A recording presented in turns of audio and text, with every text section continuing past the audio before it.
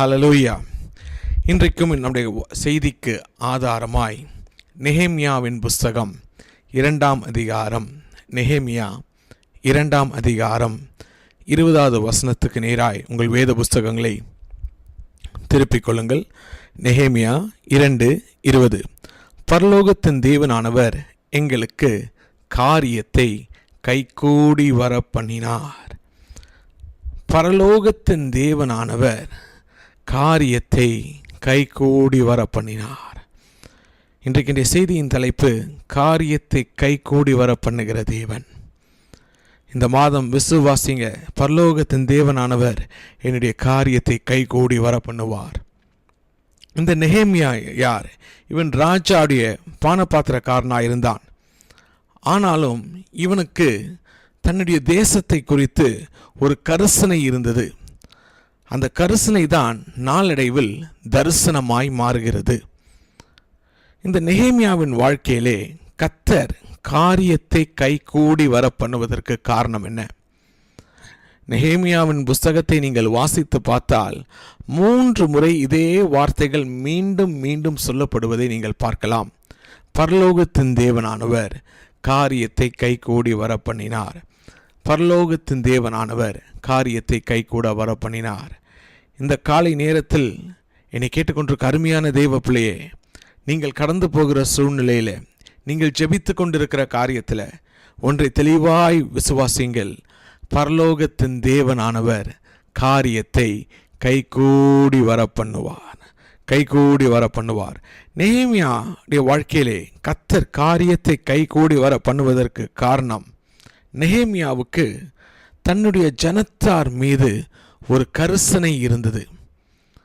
நெகேமியாவின் புஸ்தகம் 1 அதிகாரம் 2ஆம் வசனத்தை வாசிக்கும் பொழுது, நெகேமியா 1ஆம் அதிகாரம் 2ஆம் வசனத்திலே நெகேமியா தன்னுடைய மக்களை பார்த்து கேட்கிறான்.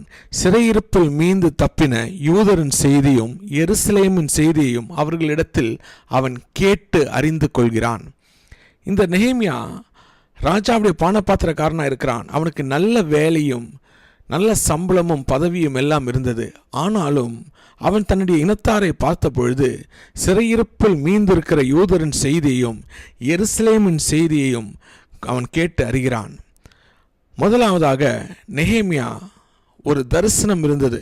அவன் அப்படி கேட்கும் பொழுது அந்த ஜனத்தார் அவனுக்கு சொல்லுகிற பதிலை நீங்கள் 3ஆம் வசனத்திலே பார்க்கலாம். நெகேமியா 1ஆம் அதிகாரம் 3ஆம் வசனத்திலே, அதற்கு அவர்கள், சிறையிருப்பில் மீந்திருக்கிறவர்கள் அந்த தேசத்தில் மகா தீங்கையும் நிந்தையும் அனுபவித்தார்கள். எருசலேமின் அலங்கம் இடிப்பட்டதும் வாசல்கள் அக்கினியால் சுட்டரிக்கப்பட்டிருக்கிறதும் பார்த்தேன் என்கிறார்கள். எருசலேமின் அலங்கம் தீயினால் சுட்டரிக்கப்பட்டு கிடக்கிறது என்கிறார்கள். இந்த வார்த்தையை நெகேமியா கேட்ட உடனே அவன் மனம் கலங்க ஆரம்பித்தது. அவன் ஒரு கரிசனை இருந்தது. அந்த கரிசனை தான் அவனை தரிசனமுடையவனாய் மாறிற்று. நெகேமியாவின் வாழ்க்கையிலே கர்த்தர் காரியத்தை கைகூடி வர பண்ணுவதற்கு முதல் காரணம், அவனுக்கு ஒரு தரிசனம் இருந்தது. இன்றைக்கு நாம் தியானிக்க போகிற இந்த வார்த்தை, கர்த்தர் பரலோகத்தின் தேவனானவர் காரியத்தை கைகூடி வர பண்ணினார். தேவன் காரியத்தை கைகூடி வர பண்ண வேண்டும் என்றால் முதலாவது ஒரு தரிசனம் நமக்கு வேண்டும். அந்த தரிசனம் இருக்க வேண்டும் என்றால் அந்த தரிசனத்துக்கு காரணமாக ஒரு கரிசனை நமக்குள் இருக்க வேண்டும். இவனுக்கு அந்த கரிசனை இருந்தது நிமித்தம்தான் தன்னுடைய ஜனத்தாரை பார்த்து கேட்கிறான். சிறையிருப்பில் மீதியா இருக்கிறவர்களுடைய நிலைமையும் எருசலேமின் அலங்கத்தை குறித்து அதன் நிலைமையும் குறித்து அவன் கேட்டு அறிகிறான். கேட்டு அறிந்த உடனே அவனுக்குள் ஒரு கவலையும் பாரமும் எழும்புகிறது. அது மட்டுமல்ல, இவனுக்கு தரிசனம் இருந்தது மட்டுமல்ல, நீங்கள் நெகேமியாவின் வாழ்க்கையை உற்று கவனிப்பீர்கள் என்றால் நெகேமியா ஒரு ஜெபிக்கிற மனுஷனாய் இருந்தான். பரலோகத்தின் தேவனானவர் காரியத்தை கைகூடி வர பண்ண வேண்டும் என்றால் முதலாவது நமக்கு ஒரு தரிசனம் வேண்டும். இரண்டாவது நாம் ஒரு ஜெபிக்கிற மனுஷனாய் இருக்க வேண்டும். நெகேமியாவின் புஸ்தகம் 2ஆம் அதிகாரத்துக்கு நீங்கள் திருப்பிக் கொள்வீர்கள் என்றால் நெகேமியா 2ஆம் அதிகாரம் 4ஆம் வசனத்தை நீங்கள் பார்க்கும் பொழுது, அப்பொழுது நான் பரலோகத்தின் தேவனை நோக்கி ஜெபம் பண்ணி. மீண்டும் 4ஆம் அதிகாரம், நெகேமியா 4ஆம் அதிகாரம் 9வது வசனத்தை நீங்கள் பார்க்கும் பொழுது, ஆனாலும் எங்கள் தேவனை நோக்கி ஜெபம் பண்ணி. நெகேமியா ஜெபம் பண்ணுகிற ஒரு மனுஷனாய் இருந்தான். பரலோகத்தின் தேவனானவர் காரியத்தை கைகூடி வர பண்ண வேண்டும் என்றால், முதலாவது நமக்கு ஒரு தரிசனம் இருக்க வேண்டும், இரண்டாவது நாம் ஜெபிக்கிறவர்களாக இருக்க வேண்டும். இந்த 2 வசனங்களையும் நாம் பார்க்கலாம். நெகேமியா ஜெபிக்கிற மனுஷனாக இருந்தான். அவன் ஜெபித்தபடி பணியாற்றினான், பணியாற்றிக்கொண்டே ஜெபித்தான். ஜெபத்தீயை மற்றவர்களுக்கு அவன் பற்ற வைத்தான். ஜெபிக்கிறவனுக்கு தான் கர்த்தர் தரிசனத்தை நிறைவேற்றுவார். ஜெபிக்கிறவர்களுக்கு தான் தேவன் ஆதரவு அளிக்க முடியும், அனுகூலமான வாசல்களை திறக்க முடியும். இந்த நெகேமியாவின் வாழ்க்கையில் அது மிகவும் தெளிவாய் காணப்பட்டது. ஒன்று, அவன் தரிசனமுடையவனாய் இருந்தான், இரண்டாவது அவன் ஜெபிக்கிற மனுஷனாய் இருந்தான். இன்றைக்கு வேதத்தில் அநேக ஜபங்கள் இருக்கிறது. ஆனால் குறிப்பாய் ஒரு 10 ஜபங்களை உங்கள் முன்பாக வைக்க வாஞ்சிக்கிறேன். வேதத்தில் இருக்கிற பரிசுத்தவான்கள் வெவ்வேறு சூழ்நிலையிலே வெவ்வேறு ஜபங்களை பரலோகத்தின் தேவனை நோக்கி ஏறெடுத்தார்கள். அந்த ஜபங்களுக்கெல்லாம் தேவன் எப்படி பதில் அளித்தார், அந்த ஜபங்களுக்கு முன்பாக தேவன் எப்படி செயல்பட்டார் என்பதை நாம் பார்க்க போகிறோம். பரலோகத்தின் தேவனானவர் காரியத்தை வாய்க்க பண்ணினார் என்று வாசிக்கிறோமே. காரியத்தை வாய்க்க பண்ண வேண்டும் என்றால் முதலாவது ஒரு தரிசனம் தேவை, இரண்டாவது நாம் ஜெபிக்கிற மனுஷர்களாக இருக்க வேண்டும். யாக்கோபின் வாழ்க்கையிலே நாம் பார்க்கும் பொழுது, யாக்கோபு தேவனை நோக்கி ஜெபிக்கிறான். ஆதியாகமம் 32ஆம் அதிகாரம் 26ஆம் வசனம், மன்னிக்கவும், ஆதியாகமம் 32:26ஆம் வசனத்திலே யாக்கோபு முழுவதும் யாப்போக்கு ஆற்றங்கரையண்டை இருந்து அவன் ஜெபிக்கிறான். நீர் என்னை ஆசீர்வதித்தால் ஒழிய உம்மை நான் போக விடேன் என்று அவன் வலுக்கட்டாயமாய் தூதனோடு கூட அவன் சண்டை போட்டு ஜெபிக்கிறான். அவனுக்கு ஒன்று தெரிந்தது, தகப்பனை ஏமாற்றி சகோதரனை ஏமாற்றி கிடைத்த ஆசீர்வாதங்கள் எல்லாம் நிரந்தரமற்றவைகள். ஆனால் கர்த்தர் கொடுக்கிற ஆசீர்வாதம் தான் நிலையானது என்பதை அவன் அறிந்து கொண்டான். அவன் பரலோகத்தின் தேவனை நோக்கி விண்ணப்பிக்கிறான். என்னை கேட்டுக்கொண்டிருக்க அருமையான தேவ பிள்ளையே, இன்றைக்கு இந்த கர்த்தருடைய வார்த்தையை கேட்டுக்கொண்டிருக்கிற நீங்கள் உங்களுடைய வாழ்க்கையிலே ஒரு சில காரியங்களுக்காக நீங்கள் என்னென்னமோ முயற்சித்து பார்த்தீங்க, என்னென்னமோ செய்து பார்த்தீங்க, உங்கள் திறமைகளை நம்பினீங்க, உங்களுக்கு தெரிந்ததெல்லாம் செய்து பார்த்தீங்க, ஒன்றும் நடக்கலை. நீங்கள் எடுத்த முயற்சிகள் எல்லாம் வீணாய் போயிற்று, வெறுமைதான் மிஞ்சிற்று. இன்றைக்கு இந்த யாக்கோபின் ஜெபத்திலிருந்து நாம் கற்றுக்கொள்கிற காரியம், கர்த்தர் ஆசீர்வதித்தால் ஒழிய மற்ற ஆசீர்வாதங்கள் எல்லாம் நிரந்தரமற்றவைகள், தற்காலிகமானவைகள். இதை யாக்கோபு புரிந்து கொண்டுதான் யாப்போக்கு ஆற்றங்கரை முழுவதும் போராடி ஜெபிக்கிறான். நீர் என்னை ஆசீர்வதித்தால் ஒழிய உம்மை நான் போக விடேன் ஆண்டவரே, உம்மை நான் போக விடேன். இரண்டாவது ஒரு ஜெபத்தை நீங்கள் பார்க்கலாம். தேவனுடைய மனுஷனாகிய மோசே தேவனை நோக்கி முறையிடுகிறான். நீங்கள் இது யாத்திராகமம் 33ஆம் அதிகாரம் 18ஆம் வசனத்திலே மோசே தேவனை நோக்கி ஜெபிக்கிறான். உம்முடைய மகிமையை எனக்கு காண்பித்தருளும் என்றான். இன்றைக்கும் நீங்கள் கடந்து போகிற சூழ்நிலையிலே இந்த ஜெபத்தை நீங்கள் ஏறெடுப்பீர்கள் என்றால் தேவனுடைய மகிமையை நீங்கள் பார்க்கலாம். சத்ருவின் வல்லமைகள் போராடி கொண்டிருக்கும் பொழுது, இருளின் அதிகாரங்கள் உங்கள் சூழ்நிலையிலே தடைகளையும் தடுமாற்றங்களையும் கொண்டு வந்து வரும்பொழுது, நீங்கள் தேவனை நோக்கி மகிமையான தேவனே, மகிமையான காரியங்களை எங்களுக்கு செய்வீராக என்று கர்த்தரை நோக்கி முறையிடும் பொழுது தெய்வ மகிமை வெளிப்படும். கர்த்தர் தம்முடைய மகிமையை காண்பிக்க மோசேக்கு சித்தம் கொண்டார். சாலமனை குறித்து வாசிக்கும் பொழுது 1 ராஜாக்களின் புஸ்தகம் 3ஆம் அதிகாரம் 9ஆம் வசனத்திலே சாலமன் ஆண்டவரை பார்த்து ஜெபிக்கிறான். 1 ராஜாக்கள் 3:9 உமது ஜனங்களை நியாயம் விசாரிக்கவும் நன்மை தீமை இன்னதென்று வகையறுக்கவும் அடியனுக்கு ஞான இருதயத்தை தந்தருளும். அவன் தேவனை பார்த்து கேட்கிறான், ஆண்டவரே, உம்முடைய ஜனத்தை அறிந்து கொள்ள எனக்கு ஒரு ஞான இருதயத்தை தேவரீர் கட்டளை இடுவீராக, தேவரீர் எனக்கு உதவி செய்வீராக. இது மிகவும் முக்கியம். தெய்வ பிள்ளைகள் ஆண்டவரை பார்த்து கேட்க வேண்டும், ஆண்டவரே எனக்கு ஞான இருதயத்தை தாரும். ஒவ்வொரு சூழ்நிலையிலும் ஒவ்வொரு சிச்சுவேஷன்லையும் எப்படி ஹேண்டில் பண்ணணும், எப்படி ஓவர் கம் பண்ணணும், எப்படி டீல் பண்ணணும், அதுக்கு வேண்டிய யுக்திகள் ஞானத்தை எங்களுக்கு தாரும். படித்தவர்கள் எல்லாம் ஞானிகள் அல்ல. இந்த ஞானம் புஸ்தகத்திலிருந்து வருகிற ஞானம் அல்ல, இது கர்த்தர் தருகிற ஞானம், ராஜாதி ராஜா தருகிற ஞானம். அவர் சர்வ ஞானி. அவர் தம்முடைய பிள்ளைகளுக்கு ஞானத்தை தந்து நடத்துகிறார். இங்கே ஞானியாகிய சாலமோன் ஆண்டவரை பார்த்து கேட்கிறான், நம்முடைய ஜனத்தை அறிந்து இன்னதென்று வகையறுக்கவும் அடியனுக்கு ஞானமுள்ள இருதயத்தை தாரும். நான்காவது ஒரு ஜபத்தை நாம் பார்க்கலாம். யாபேசின் ஜபம் 1 நாளாகமம் 4ஆம் அதிகாரம் 10ஆம் வசனத்திலே, 1 நாளாகமம் 4ஆம் அதிகாரம் 10ஆம் வசனத்திலே யாபேஸ் இஸ்ரவேலின் தேவனை நோக்கி, தேவரீர் என்னை ஆசீர்வதித்து என் எல்லையை பெரிதாக்கி உமது கரம் என்னோடு கூட இருந்து தீங்கு என்னை துக்கப்படுத்தாதபடிக்கு என்னை காத்தருளும் என்று தேவனை நோக்கி அவன் ஜெபிக்கிறான். ஒரு மொழிபெயர்ப்பில் இவ்வண்ணமாய் வாசிக்கிறோம், யாபேசு தேவனை நோக்கி, நீர் இன்னும் என்னை ஆசீர்வதித்து மீண்டும் மீண்டும் என் எல்லையை பெரிதாக்கும். கர்த்தர் அவன் ஜெபத்துக்கு கேட்டு கர்த்தர் அவன் எல்லையை விசாலமாக்கினார். சகோதரர் மத்தியிலே அவனை கனம் பண்ணினார். துக்கத்துக்கு புத்திரன் என்று அழைக்கப்பட்ட யாபேசு அவன் நிலைமையை கர்த்தர் புரட்டி போட்டார். இந்த காலை நேரத்தில் என்னை கேட்டுக்கொண்டிருக்க அருமையான தெய்வ பிள்ளையே, ஒருவேளை சூழ்நிலை நிமித்தம் நீங்கள் துக்கத்தின் வழியாக கடந்து போகலாம். ஒருவேளை உங்களுக்கு ஒரு பேரை சூட்டி இருக்கலாம், உங்களை லேபிள் பண்ணியிருக்கலாம். ஆனால் இன்றைக்கு விசுவாசியுங்கள், யாபேசின் தேவன் இன்றும் ஜீவனோடு கூட இருக்கிறார். யாபேசு இஸ்ரவேலின் தேவனை நோக்கி ஜெபித்தான். யாபேசின் நிலைமையை கர்த்தர் புரட்டி போட்டார். அவன் நிலைமையை கர்த்தர் மாற்றினார். 68ஆம் சங்கீதம் 1ஆம் வசனத்தில் அங்கே சங்கீதக்காரன் இவ்வண்ணமாய் ஜெபிக்கிறான், தேவரீர் எழுந்தருளும், தேவரீர் எழுந்தருளும். தேவன் எழுந்தருளும் பொழுது அந்த 68ஆம் சங்கீதம் 1 வசனத்திலே நீங்கள் பார்க்கலாம், சத்ருக்கள் சிதறண்டு போவார்கள், அவரை பகைக்கிறவர்கள் ஓடி போவார்கள். இதுதான் நம்முடைய தேவனுடைய விசேஷம். நீங்க கடந்து போகிற சூழ்நிலையில உங்களுக்கு ஒத்தாசையை யாரும் இல்லை, உதவி யாரும் இல்லை, எதிர்ப்பு மட்டும்தான். எல்லா பக்கத்திலிருந்தும் பிரச்சனை கிளம்பி வந்திருக்கிறது. உங்களால் நின்று பிடிக்க முடியல. ஒரு வார்த்தை சொல்லி ஜெபிங்க, தேவனே எழுந்தருளும். தேவன் எழுந்தருளும் பொழுது உங்களுடைய சத்ருக்கள் சிதறுண்டு போவார்கள், உங்களை பகைக்கிறவர்கள் ஓடி போவார்கள். காரணம், உங்கள் தேவன் உங்களுக்காக எழுந்தருளுவார். அதுதான் இந்த 68ஆம் சங்கீதம் 1 வசனத்தில் பார்க்கிறோம், தேவனே எழுந்தருளுவீராக, எழுந்தருளுவீராக. 1 ராஜாக்களின் புஸ்தகம் 18ஆம் அதிகாரம் 24ஆம் வசனத்திலே 6வது ஒரு ஜபத்தை நீங்கள் பார்க்கலாம். இது தேவனுடைய மனுஷனாகிய எலியாவின் ஜபம். எலியா என்ற ஒரு மனிதன் தேவனுக்காக தனியாய் நின்றான். 450 பாகால் தீர்க்கதரிசிகள் எலியாவுக்கு முன்பாக சவால் விடுகிறார்கள். இவன் தனியாய் நின்ற ஒரு வில்லன்.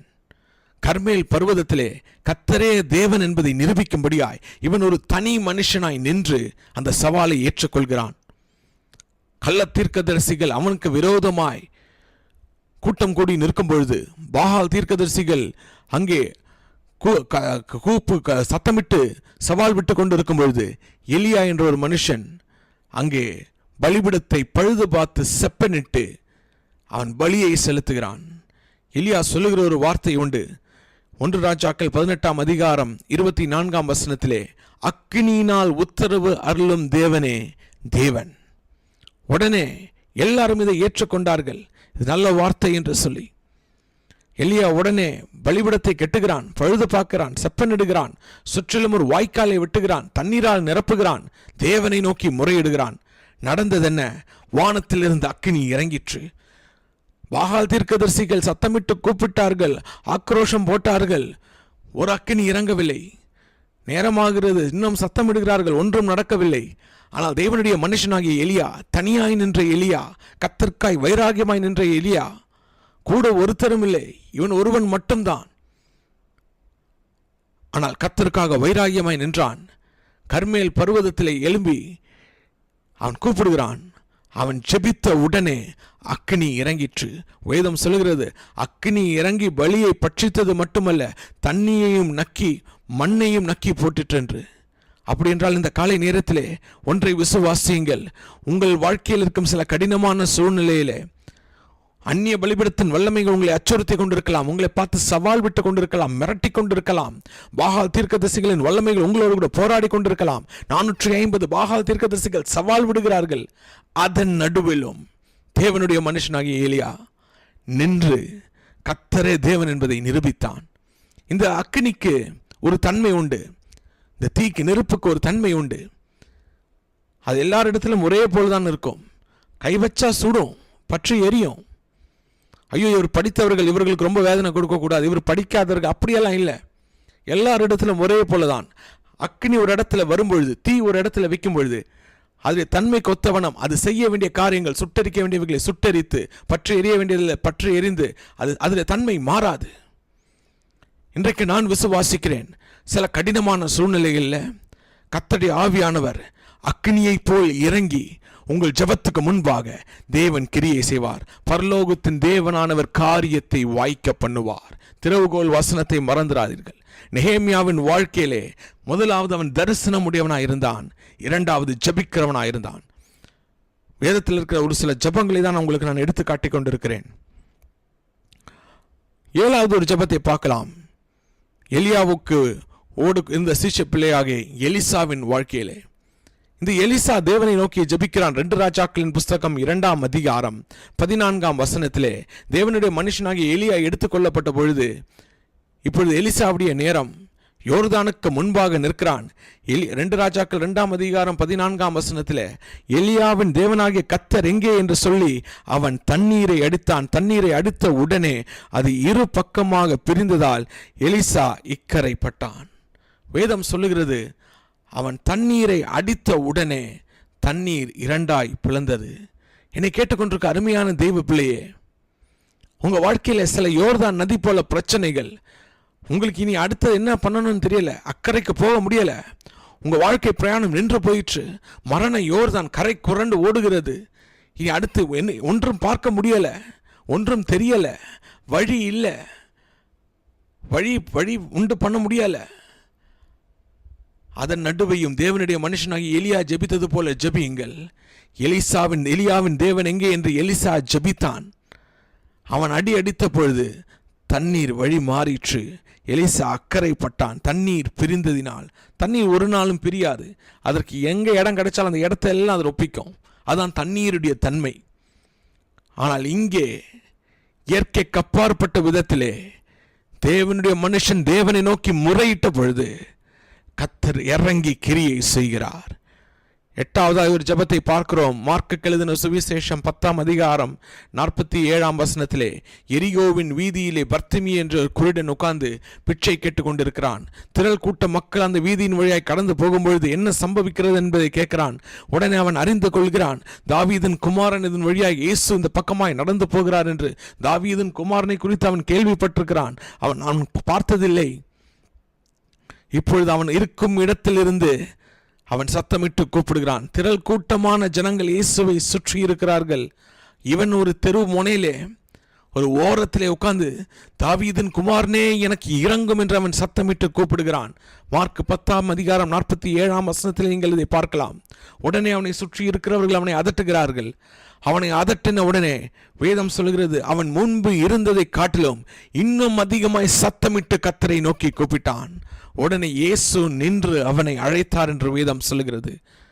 அவன் பார்வையை பெற்றுக்கொண்டான், அவன் கண்கள் சுகமாக்கப்பட்டது.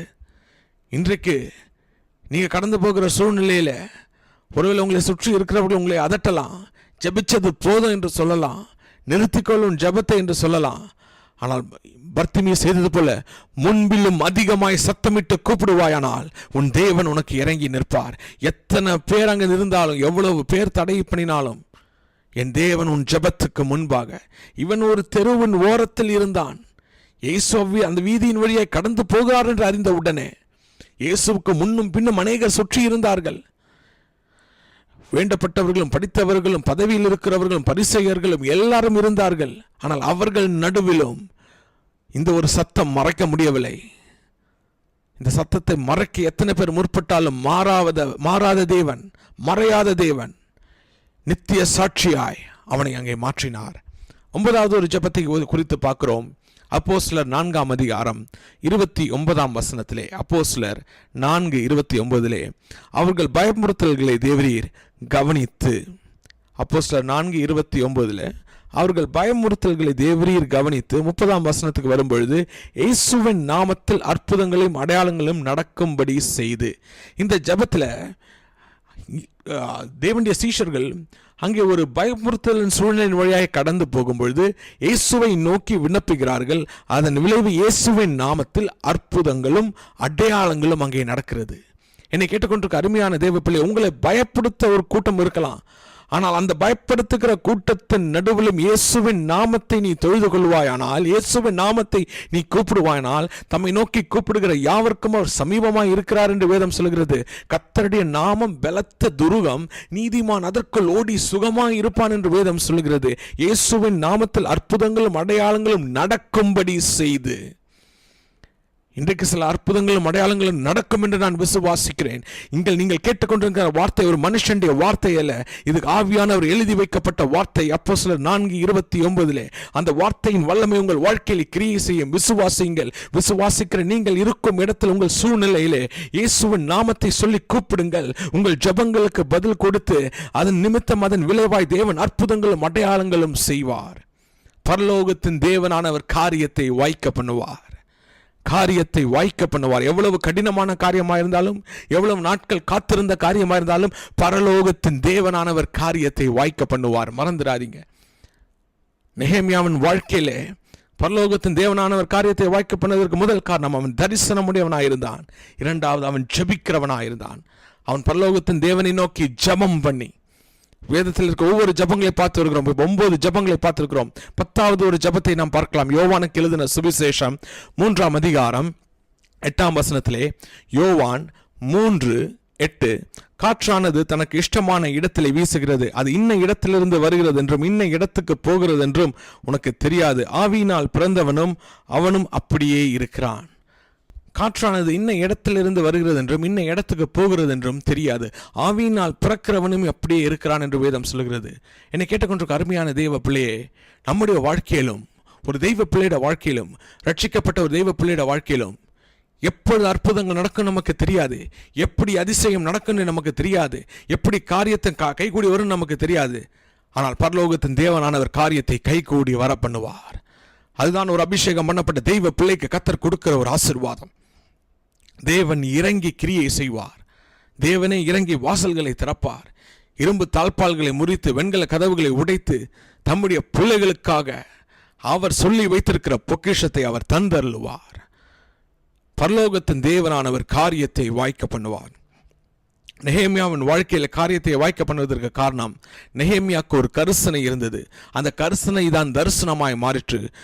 காரியத்தை கர்த்தர் வாய்க்க பண்ண வேண்டும் என்றால் நீங்கள் தரிசனமுடையவர்களாக இருக்க வேண்டும். இரண்டாவது, ஜெபிக்கிறவர்களாக இருக்க வேண்டும். மூன்றாவது, நெகேமியாவின் வாழ்க்கையில் நாம் படிக்கிற காரியம், நெகேமியா ஞானமாய் செயல்பட்டான். ஞானமாய் செயல்பட்டான். நெகேமியாவின் புஸ்தகம் 2ஆம் அதிகாரம் 12ஆம் வசனத்தை நீங்கள் வாசிக்கும் பொழுது, நெகேமியா 2:12, என் மனதிலே வைத்ததை நான் ஒருவருக்கும் அறிவிக்கவில்லை. நெகேமியா சொல்லுகிறான், கர்த்தர் அவனுக்கு கொடுத்த பாரத்தை, அவன் போட்டிருந்த திட்டத்தை, அவன் வைத்திருந்த காரியத்தை அவன் தன் மனதிலே வைத்திருந்தான் என்று அவன் சொல்லுகிறான். அவன் எந்த ஒரு மனுஷனுக்கும் அதை சொல்லவில்லை, யாரிடமும் அதை பங்கு வைக்கவில்லை. தன்னுடைய தரிசனத்தை, தன்னுடைய பாரத்தை, தான் செய்ய போகிற காரியத்தை ஒன்றும் எந்த மனுஷனிடத்திலும் சொல்லவில்லை. நெகேமியா இதிலெல்லாம் மிகவும் ஞானமாய் செயல்பட்டான்.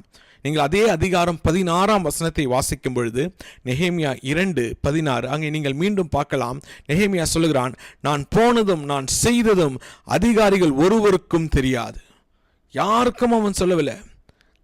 காரணம் என்னென்றால், அவனுக்கு ஒன்று தெரியும், அறிவித்தால் எரிச்சலுக்கு பஞ்சம் இருக்காது. இன்றைக்கு தெய்வ பிள்ளைகளாக நாம் இதை கற்றுக்கொள்ள வேண்டும். அநேக சமயத்திலே நாம் எல்லாரிடத்திலும் கர்த்தர் நமக்கு கொடுத்த தரிசனத்தை மற்றவர்களிடத்தில் போய் சொல்லுகிறோம். கர்த்தர் நமக்கு கொடுத்த வாக்குத்தத்தங்கள், கர்த்தர் நமக்கு செய்ய போகிறதை அதை கேட்கிற மற்றவர்கள், அவர்கள் அங்கீகரிக்கணும் அவசியம் கிடையாது. அவர்களால் ஏற்றுக்கொள்ள முடியாது. காரணம், அது அவர்களுக்கு கொடுத்ததல்ல. இது நெகேமியாவுக்கு கொடுத்த பாரம். கர்த்தர் அவனுக்கு கொடுத்ததை, கர்த்தர் அவனுக்கு சொன்னதை, தான் செய்ய போகிறது என்னவென்றை ஒரு மனுஷனுக்கும் சொல்லாதிருந்தான். தனக்குள் அதை வைத்துக் கொண்டான். பரலோகத்தின் தேவனானவர் காரியத்தை வாய்க்க பண்ணுவதற்கு முதல் காரணம், தரிசனம் உடையவனாய் இருந்தான். இரண்டாவது, ஜெபிக்கிறவனாய் இருந்தான். மூன்றாவது, ஞானமாய் செயல்பட்டான். இது மிக அவசியம். இந்த நாட்களிலே ஒரு தெய்வ பிள்ளை தெய்வ சமூகத்தில் இருந்து எல்லாம் இருந்த ஞானம் இல்லைனா பிரயோஜனம் இல்லை. மீண்டும் சொல்லுகிறேன், உலக ஞானம் அல்ல, விண்ணுலகத்தின் தேவன் தருகிற ஞானம். ஞானமாய் செயல்பட, ஞானமாய் நடக்க, காரியங்களை ஞானமாய் நடப்பித்து ஜெயத்தை காண அவன் நெகேமியா மிகவும் ஞானமாய் செயல்பட்டான். நான்காவது நெகேமியாவின் வாழ்க்கையில் நாம் பார்க்கிற காரியம், நெகேமியா ஒரு தியாகம் உள்ளமுடையவனாய் இருந்தான். அவன் தியாகம் பண்ணுகிறான். கர்த்தர் அவனுக்கு தரிசனம் கொடுத்தாரு, கர்த்தர் அவனுக்கு ஒரு வாஞ்சியை கொடுத்தாரு, பாரத்தை கொடுத்தாரு. அதை செயல்படுத்த முற்படுகிறான். அதை ஒரு கூட்டம் வைத்து, ஒரு கூட்டம் ஜனத்தை தனக்கென்று அவன் ஆயத்தப்படுத்தி அதை செயல்படுத்துகிறான். எல்லாம் சரிதான். ஆனால் அதில் நீங்கள் உற்று கவனிக்கிற ஒரு காரியம் என்னவென்றால், நெகேமியா 4ஆம் அதிகாரம், நெகேமியாவின் புஸ்தகம் 4ஆம் அதிகாரம் 22, 23 வசனங்களை நீங்கள் வாசிப்பீர்கள் என்றால், அங்கே நீங்கள் பார்க்கலாம், கர்த்தர் இவனுக்கு கொடுத்த வேலையை, இவன் ஆரம்பித்த வேலையை இவன் அவர்களோடு கூட தங்கி இருந்து செய்கிறான். அவர்கள் வேலை செய்யட்டும் என்று சொல்லி இவன் அரண்மனைக்கு போய் ஓய்வெடுக்கவில்லை. அரண்மனையில் இவனுக்கு கொடுக்கப்பட்ட வேலையும் பதவியும் பணமும் அந்தஸ்தும் வைத்து இவன் அங்கே தங்கவில்லை. இவன் அவர்களில் ஒருவனாய் அவர்களோடு கூட அவன் தங்கி இருந்து ராப்பகலாய் வேலை செய்கிறான். இதிலிருந்து நாம் விளங்கிக் கொள்ள முடியும், நெகேமியா தியாகம் பண்ணுகிறவனாய் இருந்தான். பரலோகத்தின் தேவனானவர் காரியத்தை வாய்க்க பண்ணுவதற்கு காரணம், நெகேமியா தரிசனமுடையவனாய் இருந்தான், அவன் ஜெபிக்கிறவனாய் இருந்தான், ஞானமாய் செயல்பட்டான். நான்காவது நாம் பார்க்கிறோம், அவன் தியாகமுடையவனாய் இருந்தான். எதிர்ப்புகள் இருந்தது, ஆனாலும் அதன் நடுவையும் அவன் வேண்டுமென்றால் நினைத்திருந்தால் சுகமாய் அரண்மனையில் படுத்து தூங்கி இருக்கலாம், ஓய்வெடுத்திருக்கலாம், அழகாய் நித்திரை செய்திருக்கலாம். அதையெல்லாம் தள்ளி வைத்துவிட்டு தியாக மனதோடு கூட தன்னுடைய மனுஷரோடு கூட அவன் செயல்பட வந்து நின்றான். ஐந்தாவது நீங்கள் பார்க்கலாம், நெகேமியாவின் வாழ்க்கையிலே அவன் பின் வாங்காதவனாயிருந்தான். அவன் இந்த ப்ராஜெக்டை ஆரம்பித்த பொழுது, இடிக்கப்பட்ட அலங்கம் கட்டுவதற்காக அவன் ஒரு ஆட்களை ஆயத்தம் செய்து வேலையை ஆரம்பித்த பொழுது, ஒன்றல்ல ரெண்டல்ல அநேக தடைகள் வந்தது, அநேக தடைகள் வந்தது, தடுமாற்றங்கள் வந்தது. பொதுவாய் தடைகள் வந்த உடனே இது தெய்வ சித்தம் இல்லை என்று சொல்லி தூக்கி போட்டுட்டு போகவில்லை. இதெல்லாம் நமக்கு ஒத்து வராது என்று அவன் தள்ளி வைத்து விட்டு போகவில்லை. எதிர்ப்புகள் இருந்தது, எதிரிகள் பெருகினார்கள். ஆனால் அதற்காக அவன் வேலையை நிறுத்தி வைக்கவில்லை. அவன் தெளிவாயிருந்தான். கர்த்தர் அவனோடு கூட இருக்கிறார். பரலோகத்தின் தேவனானவர் காரியத்தை வாய்க்க பண்ணுவார். தரிசனமுடையவன், ஜெபிக்கிறவன், ஞானமாய் செயல்பட்டவன், தியாகம் பண்ணுகிறவன்.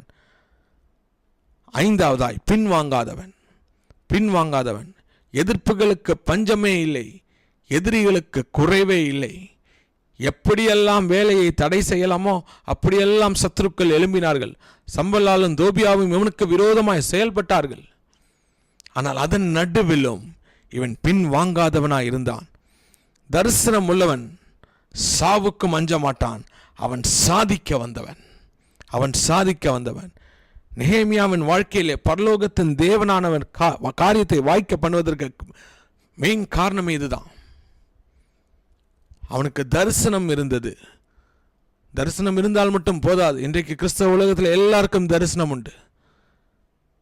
வெறும் தரிசனம் போதாது, தரிசனத்தோடு கூட நேரம் எடுத்து ஜெபிக்கிறவர்களாக இருக்க வேண்டும். பரலோகத்தின் தேவனை நோக்கி பேசுகிறவர்களாக இருக்க வேண்டும். பரலோகத்தின் தேவனுக்கு முன்பாக விழுந்து கிடக்கிறவர்களாக இருக்க வேண்டும். அதற்காக தான் ஒரு 10 விதமான ஜபங்களை உங்கள் முன்பாக வைத்தேன். அந்த ஒவ்வொரு ஜபங்களும் மிகவும் வல்லமையுள்ள ஜபங்கள், முக்கியமான ஜபங்கள். வெவ்வேறு சூழ்நிலைகளிலே பரிசுத்தவான்கள் எப்படி ஜெபித்து ஜெயம் எடுத்தார்கள் என்று. நெகேமியா ஞானமாய் செயல்பட்டான், மிகவும் ஞானமாய் செயல்பட்டான். தியாகம் பண்ணுகிறவனாக இருந்தான். தரிசனம் கர்த்தர் நிறைவேற்றார், நான் தான் ஜெபிக்கிறேன் இல்லை, தன் ஜனத்தோடு கூட நின்று ராப்பகலாய் நின்று காரியம் நடக்கிற வரைக்கும், காரியம் நடந்து முடிக்கிற வரைக்கும் தியாகம் பண்ணுகிறவனாக இருந்தான். எத்தனை சத்துருக்கள் வந்தாலும் பின்வாங்கவே இல்லை. உயரத்திலே பெஞ்சமின் கோத்திரத்தை குறித்து நாம் வாசிக்கும் பொழுது, உபாகமத்தின் புஸ்தகம் 33ஆம் அதிகாரம் 12ஆம் வசனத்தில் நீங்கள் பார்க்கலாம். பெஞ்சமினை குறித்து வேதம் சொல்கிறது, பெஞ்சமினை குறித்து கர்த்தருக்கு பிரியமானவன், அவரோடே சுகமாய் தங்கியிருப்பான், அவனை எந்நாளும் அவர் காப்பாற்றி அவன் எல்லைகளுக்குள்ளே வாசமாய் இருப்பார் என்றார். பெஞ்சமினை குறித்து கர்த்தர் சொல்லுகிறார். கர்த்தர் பீறுகிற ஓனாயை போல இருந்த பெஞ்சமினை கோத்திரத்தை தமக்கு பிரியமுள்ளவனாய் கர்த்தர் மாற்றினார். அப்ப மாற்றும் பொழுது அவனை எந்நாளும் அவர் காப்பாற்றி அவன் எல்லைக்குள் வாசமாய் இருப்பார் என்றார். ஆனால் கர்த்தர் இதை சொல்லும் பொழுது நடந்த காரியம் என்ன? பெஞ்சமின் கோத்திரத்திலே அவர்கள் கர்த்தருக்கு பிரியமில்லாத காரியத்தை செய்தார்கள். சத்ரு இது ஒன்றுமில்லாமல் ஆக்க முயற்சித்தான். நீங்கள் வேதத்திலே பார்க்கலாம், சமஸ்த இஸ்ரவேலுக்கு முதல் ராஜாவாய் கர்த்தர் சவுலை தெரிந்தெடுத்தார். Benjamin கோத்திரத்திலிருந்து தெரிந்தெடுத்தார், Benjamin கோத்திரத்திலிருந்து. ஆனால் நாளடைவில் நடந்தது என்ன? வேதம் சொல்லுகிறது, கர்த்தர் மனஸ்தாபப்பட்டார் சவுலை ராஜாவாய் மாற்றினதற்கு. சாமுவேல் ராம் முழுவதும் தேவனை நோக்கி விண்ணப்பித்தான், அழுதான்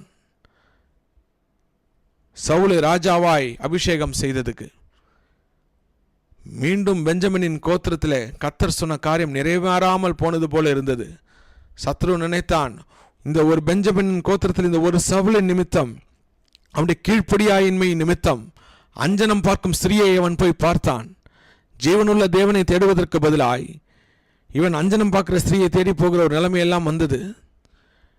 சத்ரு நினைத்தான், கர்த்தருடைய வார்த்தை அவன் வாழ்க்கையில் இந்த பெஞ்சமின் கோத்திரத்தில் நிறைவேறாது என்று.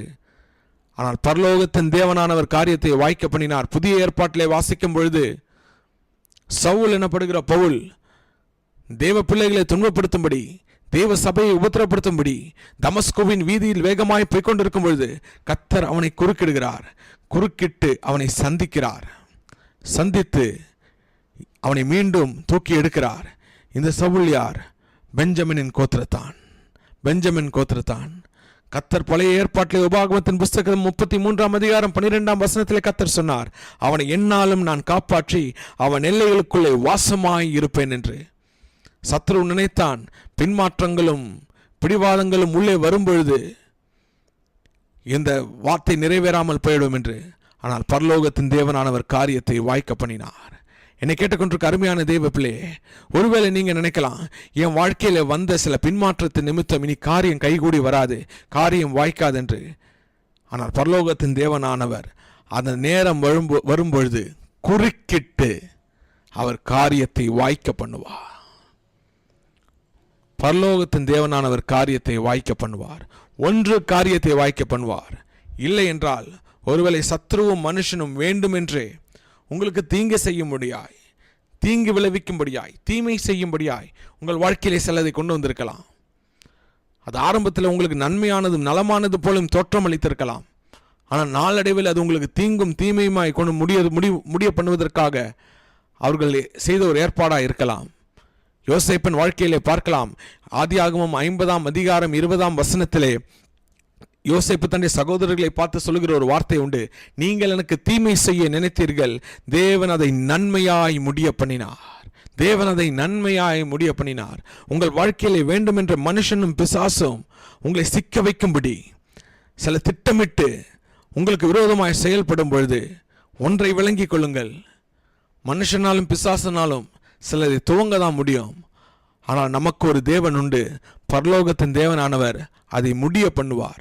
இல்லை, வெறும் முடிய பண்ணாருன்னு சொன்னா போதாது, நன்மையாய் முடிய பண்ணுவார். மனுஷனும் பிசாசும் வேண்டுமென்றே உங்களை அகப்படுத்தும்படியாய், அவமானப்படுத்தும்படியாய், உங்களை சிக்க வைக்கும்படியாய், உங்களை நிந்தையை உங்களை கொண்டு வரும்படியாய் சில காரியங்களில் உங்களை தள்ளிவிடலாம். ஆனால் ஒன்றை மறந்துடாதீங்க, அவங்க துவங்கலாம், ஆனால் என் கர்த்தர் முடிவு பண்ணுவார். எப்படி முடிய பண்ணுவார் தெரியுமா? நன்மையாய் முடிய பண்ணுவார். ஒன்று பரலோகத்தின் தேவன் வாய்க்க பண்ணுவார், இன்னொன்று பரலோகத்தின் தேவன் அதை நன்மையாய் முடிய பண்ணுவார். தானியேலின் வாழ்க்கையில நீங்கள் பார்க்கலாம், தானியேலுக்கு வரம் இருக்கிறது என்று, சொப்பனங்களை வியாக்கியானிக்கிற வரம் இருக்கிறது என்று எந்த மனுஷனுக்கும் தெரியாது. நீங்கள் தானியேலின் புஸ்தகம் 2ஆம் அதிகாரம் 13ஆம் வசனத்தை வாசிக்கும் பொழுது அங்கே நீங்கள் பார்க்கலாம், அங்கே ஒரு சட்டம் இயற்றப்படுகிறது. தேசம் எங்கும் அந்த சட்டம் இயற்றப்படுகிறது. ஆனால் தானியேலையும் அவன் தோழரையும் கொலை செய்ய அவர்கள் தேடினார்கள். சட்டம் தேசம் முழுவதும், ஆனால் இவர்களை மட்டும் பாதிக்க பயன்படுத்தினால் சத்ரு துவங்க ஒன்ற முயற்சித்தான், சத்ரு இவர்களை சிக்க வைக்க வேண்டும் என்ற முயற்சித்தான்.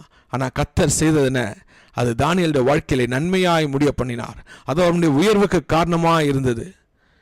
பரலோகத்தின் தேவனானவர் காரியத்தை வாய்க்க செய்ய வேண்டும் என்றால் நாம் என்ன செய்ய வேண்டும்?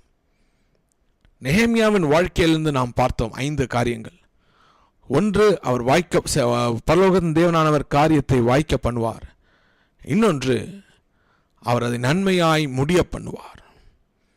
நாம் கர்த்தர் நம்மிடத்திலிருந்து எதிர்பார்ப்பதென இது நம்முடைய வாழ்க்கையில் நிறைவேற வேண்டும் என்றால் நாம் என்ன செய்ய வேண்டும்? முதலாவது 2 கொரிந்தியரின் புஸ்தகம் 8ஆம் அதிகாரம் 11ஆம் வசனத்தை நீங்கள் வாசிக்கும் பொழுது நம்முடைய விருப்பம் நிறைவேறுதலாக மாற வேண்டும். அநேக காரியங்களை குறித்து விரும்புகிறோம்.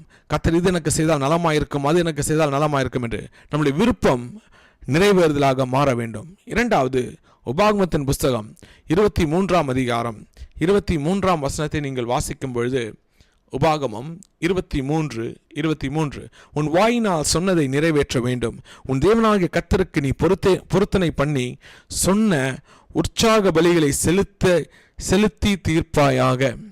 சில நேரத்தில், சில இக்கட்டின் நேரத்தில், மரணத்தோடு முகமுகமாய் மரணத்தை சந்திக்கிற நேரத்தில், வியாதியின் நேரத்தில், கண்ணீரின் பலத்தாக்கல நீங்கள் சில பொருத்தனைகளை உங்கள் வாயினால் சொல்லியிருப்பீர்கள். நீங்கள் சிலதெல்லாம் கர்த்தரிடத்தில், நான் இது ஆண்டவரே இந்த நிலைமையிலிருந்து என்னை வெளியில் கொண்டு வந்தால், இதிலிருந்து என்னை விடுவித்தால் நான் அதை செய்கிறேன் இதை செய்கிறேன் என்றெல்லாம் உங்கள் நாவினால் நீங்கள் சொல்லியிருப்பீர்கள் உன்னதமான தேவனை நோக்கி. உபாகமம் 23:23 வேதம் சொல்கிறது, உன் வாயினால் சொன்னதை நிறைவேற்ற வேண்டும், உன் தேவனாகிய கர்த்தருக்கு நீ பொருத்தனை பண்ணி சொன்ன உற்சாகமான காரியங்களை செலுத்தி தீர்ப்பாயாக. மூன்றாவதாய் தேவன் நம்மிடத்திலிருந்து எதிர்பார்ப்பது, நாம் ஒரு காரியத்தில் இறங்கும் பொழுது கர்த்தரை வாய்க்க செய்ய வேண்டும் என்றால், நன்மையாய் முடிய பண்ண வேண்டும் என்றால் உறுதியாய் இருக்க வேண்டும். எதிர்ப்புகள் வரலாம், எதிரிகள் எழும்பலாம், தடைகள் வரலாம், தடுமாற்றங்கள் வரலாம், திண்டாட்டங்கள் வரலாம். ஆனால் அதை விட்டு போகக்கூடாது, உறுதியாய் இருக்க வேண்டும். யோசேப்பின் வாழ்க்கையில நாம் பார்க்கிறோம். ஆதியாகமம் 49ஆம் அதிகாரம் 24ஆம் வசனத்தில் நீங்கள் பார்க்கலாம், யோசேப்பின் வில் உறுதியாய் இருந்தது. வில் வீரர் அவனை மனமடிவாக்கி அவனை எய்து பகைத்தார்கள், ஆனால் அவன் உறுதியாய் இருந்தான். அவன் கால்களுக்கு விலங்கு போட்டார்கள், ஆனால் யோசேப்பு உறுதியாய் இருந்தான். உறுதியாயிருங்க. நீங்க ஆரம்பித்த காரியத்தில், கர்த்தர் உங்களுக்கு கொடுத்த வேலையில உறுதியாயிருங்க. 1 பேதுருவின் புஸ்தகம் 5ஆம் அதிகாரம் 6ஆம் வசனத்திலே 4வது காரணத்தை பார்க்க வேண்டும். 1 பேதுரு 5:6, ஆகையால் ஏற்ற காலத்தில் தேவன் உங்களை உயர்த்தும்படிக்கு அவருடைய பலத்த கைக்குள் அடங்கி இருங்கள். ஏற்ற காலத்தில், அந்த வசனத்தில் 2 காரியம் இருக்கிறது. ஒன்று, ஏற்ற காலம் என்று ஒரு காலம் உண்டு. இரண்டாவது, அவருடைய கரத்தில் அடங்கி இருங்கள். நீங்களா எதுவும் செயல்பட முற்படாதீங்க, தேவனுடைய கரத்தில் அடங்கி இருங்க. ஏற்ற காலம் என்று ஒரு காலம் உண்டு, அலங்கரிக்கிற காலம் என்று ஒரு காலம் உண்டு, ஆர்ப்பரித்து அகமகிழ காலம் என்று ஒரு காலம் உண்டு. யோசேப்பை பார்வோனுக்கு அடுத்தபடியாய் அலங்கரிக்கிற ஒரு காலம் ஒன்று இருந்தது. இஸ்ரவேல் மக்கள் அடிமையாய் இருந்த ஒரு காலம் இருந்தது. செங்கடலை தாண்டி போன பொழுதோ ஆர்ப்பரித்து அகமகிழ ஒரு காலம் இருந்தது. ஆய்பட்டணத்திலே தோற்றுப்போனார்கள், ஆனால் எரிகோவை வந்த பொழுதோ அவர்கள் ஆர்ப்பரித்து, எரிகோ விழுந்த பொழுதோ அகமகிழ்ந்தார்கள். எல்லாற்றுக்கும் ஒரு காலம் உண்டு. அலங்கரிக்கிற ஒரு காலம் உண்டு, ஆர்ப்பரிக்கிற ஒரு காலம் உண்டு, அகமகிழ்கிற ஒரு காலம் உண்டு, அழ ஒரு காலம் உண்டு. ஏற்ற காலத்தில் உங்களை உயர்த்தும்படி அவருடைய பலத்த கரத்துக்குள் அடங்கிருங்க. அவசரப்படாதீங்க, பொறுமையா இருங்க. நீங்களா எதுக்கும் முற்படாதீங்க. உங்க காரியத்தை கர்த்தருடைய கரத்தில் ஒப்புவீங்க. பரலோகத்தின் தேவனானவர் காரியத்தை வாய்க்க பண்ணுவா. சத்ரு வெட்கப்படுத்தும்படியாக சிலது உங்க வாழ்க்கையில கொண்டு வந்திருந்தால், பரலோகத்தின் தேவனானவர் அதை நன்மையாய் முடிய பண்ணுவா. 5வது ஒரு நிபந்தனையை உங்கள் மத்தியில் வைக்க வாஞ்சிக்கிறேன். சங்கீதக்காரன் 16ஆம் சங்கீதம் 8ஆம் வசனத்தில் நாம் வாசிக்கிறோம். 16ஆம் சங்கீதம் 8ஆம் வசனத்தில், கர்த்தரை எப்பொழுதும் எனக்கு முன்பாக வைத்திருக்கிறேன், ஆகவே நான் அசைக்கப்படுவதில்லை. பரலோகத்தின் தேவன் காரியத்தை வாய்க்க செய்ய வேண்டுமா? கர்த்தர் காரியத்தை நன்மையாய் முடிக்க வேண்டுமா? கர்த்தரை உங்கள் முன்பாக வைத்து ஓடுங்கள். நீங்கள் அடைய வேண்டிய இலக்கு அல்ல, உங்களுடைய திட்டங்கள் அல்ல, உங்களுடைய நிகழ்ச்சிகள் அல்ல, உங்களுடைய யுக்திகள் அல்ல, உங்களுடைய திறமைகள் அல்ல. நான் கர்த்தரை எனக்கு முன்பாக வைத்திருக்கிறேன், ஆகையால் நான் அசைக்கப்படுவதில்லை. தைரியமாக ஒரு தேவ பிள்ளை சொல்லலாம். எப்ப தெரியுமா? கர்த்தரை முன் வைத்து விசுவாசத்தை துவக்கிறவரும் முடிக்கிறவருமாகிய கிறிஸ்துவை மட்டும் நோக்கி உங்கள் ஓட்டத்தை பொறுமையோடு கூட ஓடும் பொழுது நீங்க சொல்லலாம், நான் அசைக்கப்படுவதில்லை. காரணம், நான் கர்த்தரை எனக்கு முன்பாக வைத்திருக்கிறேன். கண்களை மூடுவோமா? இருக்கும் இடத்துல ஒரு நிமிடம் உங்கள் வாய்களை திறந்து சொல்லுங்க, பரலோகத்தின் தேவனே, என் காரியத்தை வாய்க்க பண்ணுவீராக. நெகேமியாவின் வாழ்க்கையிலிருந்து நாம் தியானித்தோம். கர்த்தர் காரியத்தை வாய்க்க பண்ணுவதற்கான காரணங்கள் 5 காரணங்களை பார்த்தோம். 1, காரியத்தை வாய்க்க பண்ணுவார். இல்லை என்றால் மனுஷனும் பிசாசும் வேண்டுமென்றே உங்கள் வாழ்க்கையில் சிலதை துவங்கி இருந்தால் தேவன் அதை நன்மையாய் முடிய பண்ணுவார். இன்று இந்த மாதம் ஒரு காரியம் நமக்கு நிச்சயம் தெரியும், அவர் காரியத்தை வாய்க்க பண்ணுவார், இல்லை என்றால் நன்மையாய் முடிய பண்ணுவார். சத்ரு பலதை தொடங்கி இருக்கலாம். யோபின் வாழ்க்கையிலே ஒரு கீழ்காற்றில் பிரச்சனை ஆரம்பித்தது.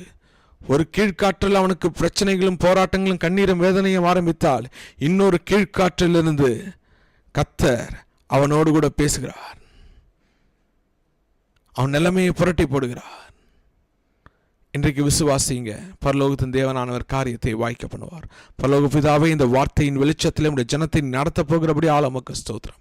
எங்கள் காரியங்களை நீர் ஜெயத்தோடு கூட நடத்தி தந்து வாய்க்க பண்ணுகிற கிருபைக்காய் ஸ்தோத்திரம். தொடர்ந்து பெரிய காரியங்கள் செய்யும். எல்லா துதிகான மகிமை உமக்கே செலுத்துகிறோம். இயேசுவின் நாமத்தில் ஜெபங்களும் பிதாவே, ஆமீன். நம்ம எல்லாரும் சேர்ந்து சொல்லுவோமா? என் ஆத்மாவே கர்த்தரை ஸ்தோத்ரி, என் முழுமே அவருடைய பரிசுத்த நாமத்தை ஸ்தோத்ரி. என் ஆத்மாவே கர்த்தரை ஸ்தோத்ரி. கர்த்தர் செய்த சகல உபகாரங்களை மறவாதே. கர்த்தராகிய இயேசு கிறிஸ்துவின் கிருபையும் தேவனுடைய அன்பும் பரிசுத்த ஆவியானவருடைய ஐக்கியமும் நாம் ஏவரோடு கூட என்றென்றும் இருப்பதாக. ஆமீன். கர்த்தர் உங்களோடு கூட இருப்பார். கர்த்தர் உங்களை ஆசீர்வதிப்பார். எல்லாருக்கும்